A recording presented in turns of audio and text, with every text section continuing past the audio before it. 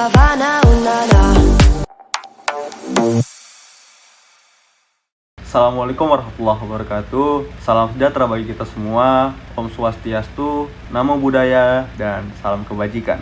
Kami dari kelompok 2 mata kuliah Pendidikan Pancasila kelas 13 dengan dosen pengampu Bapak Geri Purba, Sarjana Ilmu Politik, Magister Ilmu Politik. Dalam video ini, kami akan menjelaskan serta memaparkan flyer yang telah kami buat dengan tema kerukunan sebagai bentuk implementasi toleransi di Indonesia. Dalam flyer yang telah kami buat, ada 4 materi penting. Yang pertama, kerukunan antar umat beragama, antar suku, antar ras, serta kerukunan antar budaya. Berikut merupakan gambaran dari flyer yang telah kami buat.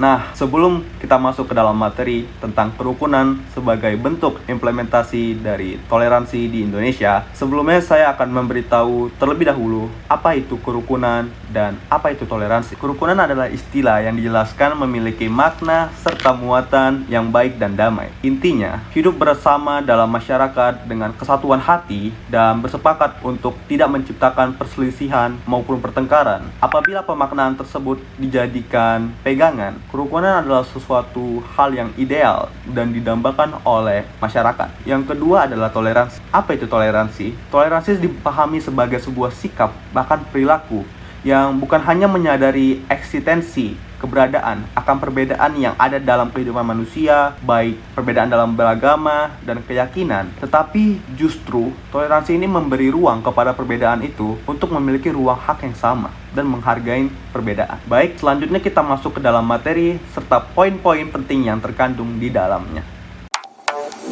Kerukunan umat beragama adalah keadaan hubungan sesama umat beragama yang dilandasi toleransi, saling pengertian, saling menghormati, menghargai kesetaraan dalam pengalaman keajaran agamanya, dan kerjasama dalam kehidupan bermasyarakat, berbangsa, dan bernegara di dalam Negara Kesatuan Republik Indonesia, berdasarkan Pancasila dan Undang-Undang Dasar Negara Republik Indonesia tahun 1945.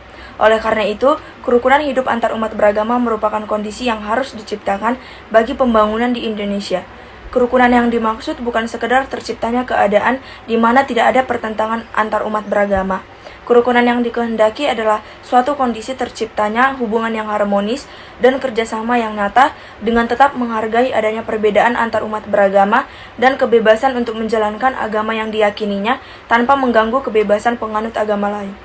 Selanjutnya, bentuk kerukunan antar umat beragama di lingkungan kampus dapat berupa kita sebagai mahasiswa ataupun sebagai pengajar saling menghormati dan menghargai setiap ajaran agama yang berlaku. Kita dapat menghargai mereka yang sedang beribadah, kita dapat menghargai mereka yang sedang merayakan hari rayanya. Selanjutnya, kita berteman dengan teman dan saling mendengarkan pendapatnya tanpa memandang dia dari agama apa, tanpa memandang dia menganut agama apa. Selanjutnya, kita memegang prinsip bahwa adanya perbedaan ini merupakan hal yang menarik, bukan hal untuk mengundang perpecahan. Salah satu manfaat yang bisa didapat dari menjaga kerukunan antar umat beragama adalah tercapainya cita-cita bangsa Indonesia yang terkandung dalam pembukaan Undang-Undang Dasar 1945 yang diantaranya ikut melaksanakan ketertiban dunia yang berdasarkan kemerdekaan, perdamaian abadi, dan keadilan sosial. Untuk mewujudkan hal tersebut dapat kita mulai dengan toleransi atau menjaga kerukunan antar umat beragama, yaitu dengan cara berteman dengan sesama tanpa memandang agamanya, saling tolong-menolong tanpa melihat apa agamanya, serta saling menghormati ajaran agama yang berlaku.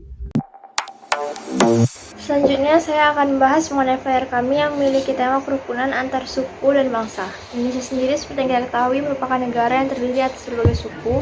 Namun walaupun memiliki banyak suku-suku yang ada di Indonesia tetap hidup bersama dan juga berdampingan. Sikap menghargai perbedaan merupakan warisan dari nenek moyang kita yang harus terus dilestarikan dan dijaga dalam kehidupan sehari-hari. Dalam menemukan toleransi di antara keragaman suku yang ada, maka dapat dimulai dari diri sendiri. Misalnya dengan cara yang pertama, bermain dengan teman tanpa memandang suku atau daerah asal. Maksud dari cara yang pertama ini, apabila kita ingin berteman, tidaklah perlu untuk memandang suku. Kita perlu membangun perjumpaan dalam perbedaan, menumbuhkan lingkungan yang multikultural sehingga dapat meminimalisir prasangka sekaligus mengurangi cara pandang yang didasarkan pada latar belakang suku. Dengan perbedaan yang ada, seharusnya kita ini semakin saling mengerti serta menghargai satu sama lain.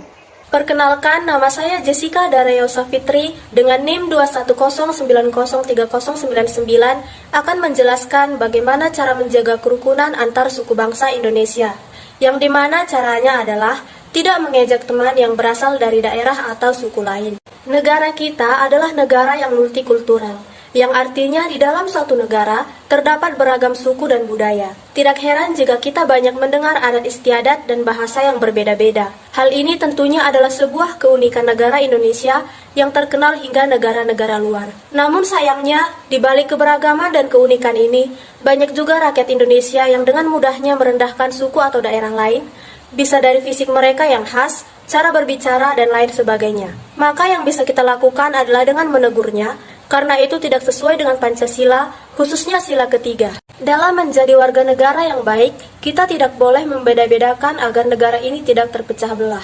Apalagi, baik beda suku, bahasa, dan daerah, kita semua sebagai manusia adalah sama dan masing-masing tentunya memiliki kekurangan yang harus diperbaiki.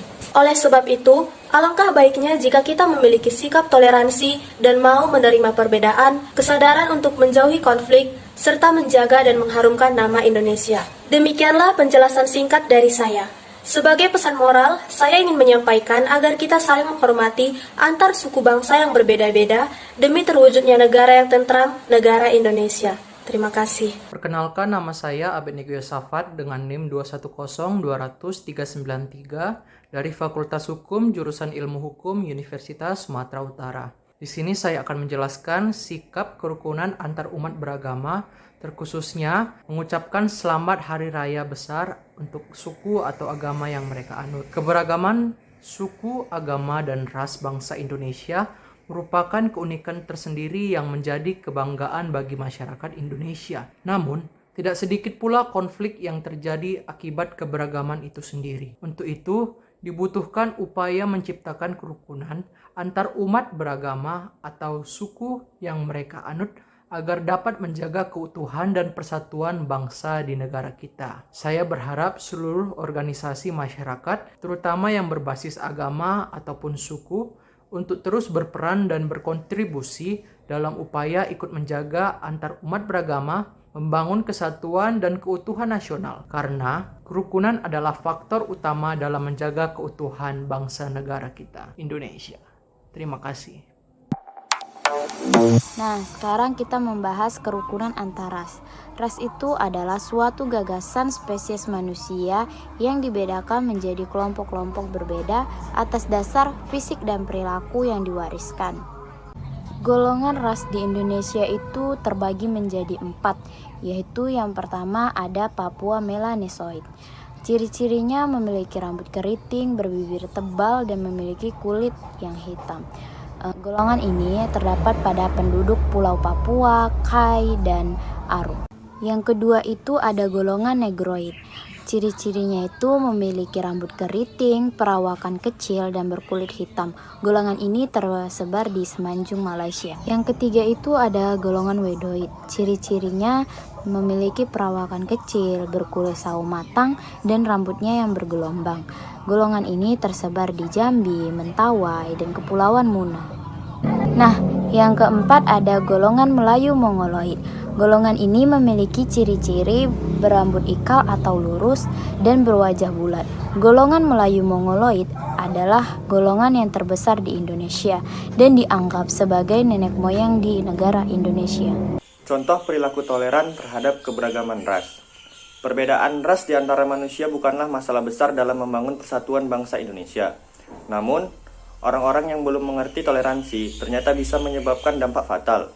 Misalnya, ada seseorang yang menunjukkan perilaku intoleransi atau tidak toleran terhadap orang lain di sekitarnya.